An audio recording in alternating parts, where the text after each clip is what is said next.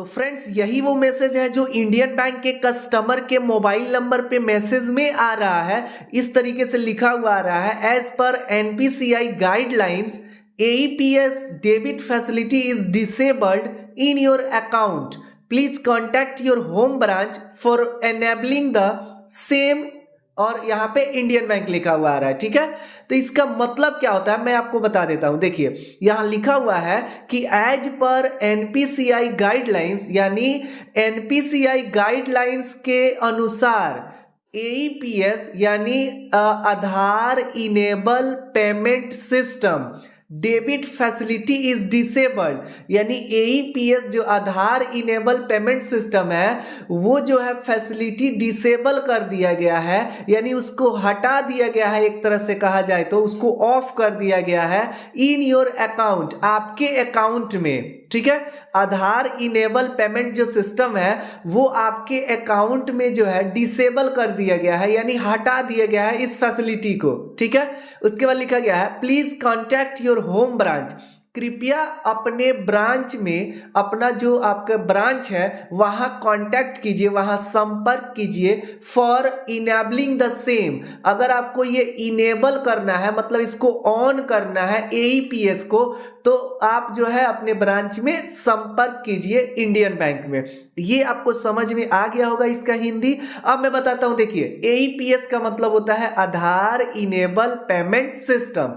ये क्या होता है, ये फैसिलिटी देता है आपको आधार से पैसे उठाने का। मतलब ये कि आप जो है कहीं भी आधार कार्ड नंबर डाल करके अपना फिंगर ऑथेंटिकेट करके पैसे को निकाल सकते हैं। जैसे आपको जो है कहीं आधार कार्ड से पैसे निकालना हो तो वहां पे अपना आधार कार्ड नंबर देते हैं और उसके बाद बायोमेट्रिक होता है, वहां पे अपना फिंगरप्रिंट आप देते हैं और आधार से पैसा निकल जाता है।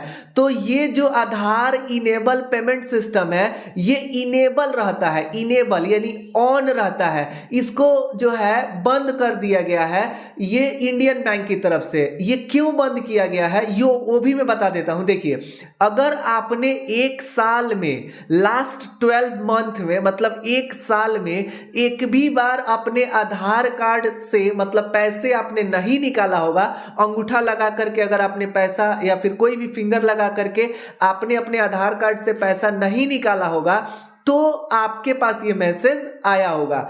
अगर आप जो है चेकबुक से आप पैसे निकालते हैं या फिर आप एटीएम से पैसे निकालते हैं या फिर आप कोई फॉर्म भर करके और बैंक से अपना जो है विड्रॉल करते हैं, पैसे निकालते हैं, तो जो है ये आपको कराने की जरूरत नहीं है। ये उन्हीं लोगों के लिए है जो केवल आधार कार्ड से अपने बैंक अकाउंट का जो है पैसा निकालते हैं। जैसे कि कोई भी इंडियन बैंक का कस्टमर है वो जो है केवल आधार कार्ड से ही अपना पैसे को निकालते हैं, तो उनके लिए ये कराना जरूरी है। अगर आप जो है एटीएम यूज करते हैं, चेकबुक यूज करते हैं, तो आपको ये जो है इनेबल कराने की जरूरत नहीं है। मैं खुद फ्रेंड्स बैंक में गया हुआ था, बैंक में जो है अधिकारी से हम बात किए बैंक में, वो जो है बताए कि आपको जो है ये इनेबल कराने की जरूरत नहीं है, क्योंकि आप आधार कार्ड से तो पैसे निकालते नहीं है, आप जो है चेकबुक से निकालते हैं, एटीएम से निकालते हैं, तो ये आपको फैसिलिटी जो है इनेबल कराने की जरूरत नहीं है।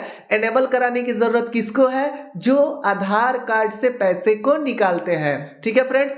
और ये मैसेज उन्हीं को आया होगा जो एक साल में एक भी बार जो है आधार कार्ड से पैसा जो है नहीं निकाले होंगे, यानी फिंगर दे करके।